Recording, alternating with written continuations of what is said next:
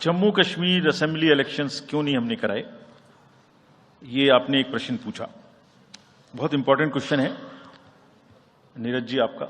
हम बहुत कॉन्शियस हैं इस बात से और बीच बीच में आरोप भी लगते रहते हैं। हम वहां गए थे तब भी हमसे लोगों ने कहा कि हमें तो सुप्रीम कोर्ट जाना पड़ा आपसे क्या आपको कहलवाने के लिए कि इलेक्शन कराइए, और आप क्यों नहीं कर रहे हैं। तो पहली बात, आपने इतने समय से क्यों नहीं किया। तो पहली बात मैं सबके सामने ये इसको स्पष्ट करना चाहता हूं कि Jammu and Kashmir reorganisation act was passed in 2019। ये सबको विदित है कि 2019 में Jammu Kashmir reorganisation act pass हुआ। उसमें जम्मू कश्मीर की असेंबली में 107 सीटों का प्रावधान किया गया। उस 107 में से 24 सीटें रिजर्व थीं पाक ऑक्यूपाइड जेएंडके की, बची 83 में से 7 रिजर्व थी एससी के लिए और एसटी के लिए कोई रिजर्वेशन नहीं था। राइट।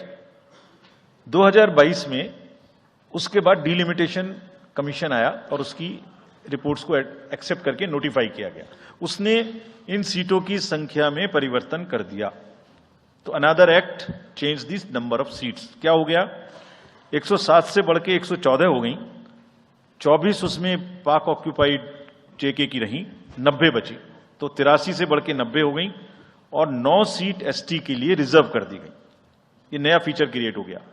और साथ ही साथ 2 सीट माइग्रेंट्स के लिए रिजर्व कर दी गई, जिसमें से 1 वुमेन की थी। और उसके बाद 1 सीट का नॉमिनेशन अलाउ किया गया, जो कि पीओके से डिस्प्लेस्ड लोग जो इंडिया में हैं उनके लिए वो रिजर्व की जाएगी। और ये सारे, जिसका मतलब Reorganization Act and Delimitation Act were not in sync, and therefore there was no occasion for the Commission to conduct the election till that happens. When did that happen? That happened in December 2023 by amendment in the J&K Reorganization Act. तो हमारा metre कब से चालू हुआ है?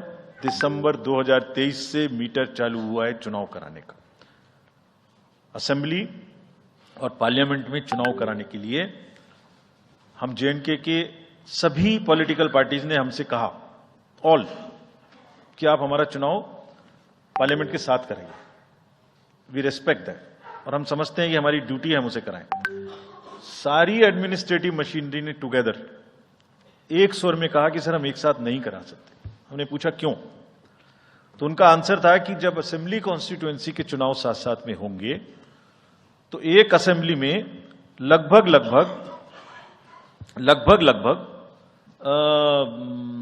10 से 12 candidate खड़े होंगे। सो 90 इंटू 12 करीब 1000 कैंडिडेट हो गए। और जेएंडके में सिक्योरिटी की वजह से हर कैंडिडेट को कम से कम 2 सेक्शन फोर्स प्रोवाइड करनी पड़ती है। 2 सेक्शन फोर्स का मतलब हो गया कि हमें करीब 1000 के बीच में 450-500 लोगों की कंपनीज की जरूरत और एक्स्ट्रा पड़ेगी। वो इतने बड़े देश में इस समय में सिक्योरिटी रीजंस में प्रोवाइड नहीं था। बट वी स्टैंड कमिटेड कि हम जैसे ही ये चुनाव खत्म होते हैं उसके तुरंत बाद, क्योंकि फोर्सेस की हमारे पास अवेलेबिलिटी हो जाएगी,